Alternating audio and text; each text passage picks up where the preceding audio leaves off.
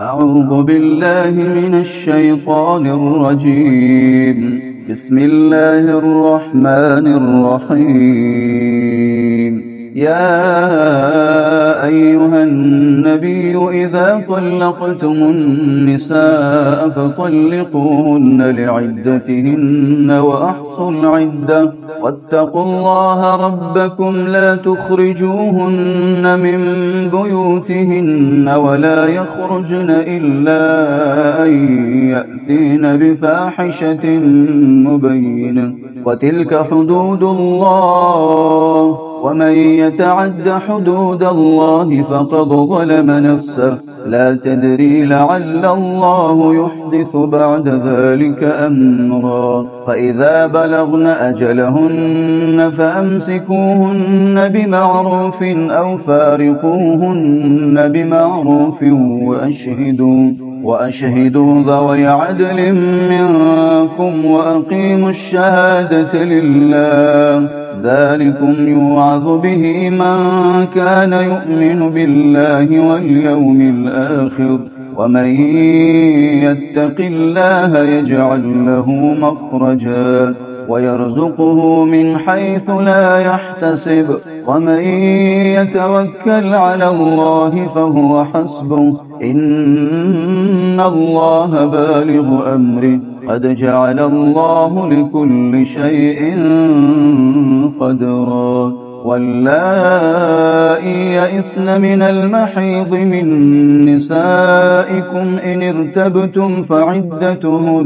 فعدتهن 3 أشهر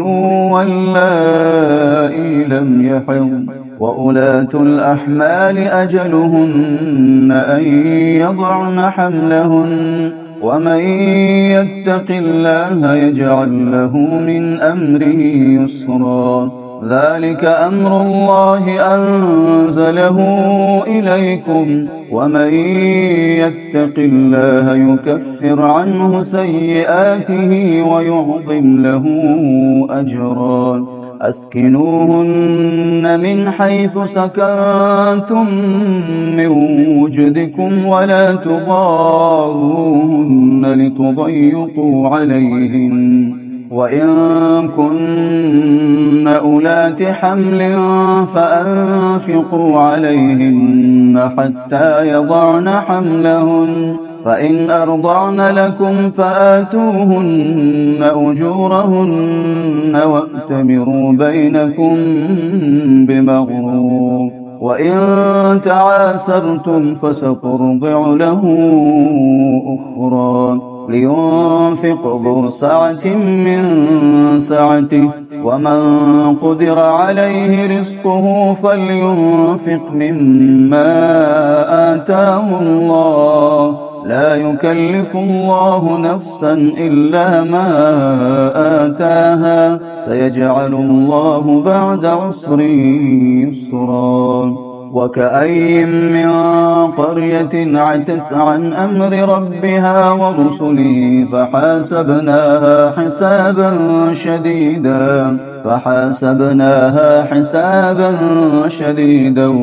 وعذبناها عذابا نكرا فذاقت وبال أمرها وكان عاقبة أمرها خسرا أعد الله لهم عذابا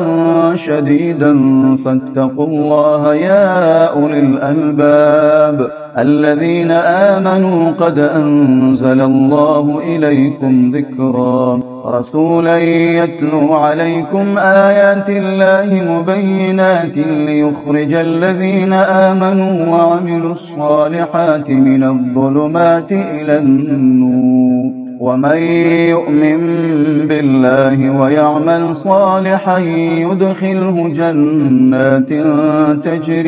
تجري من تحتها الأنهار خالدين فيها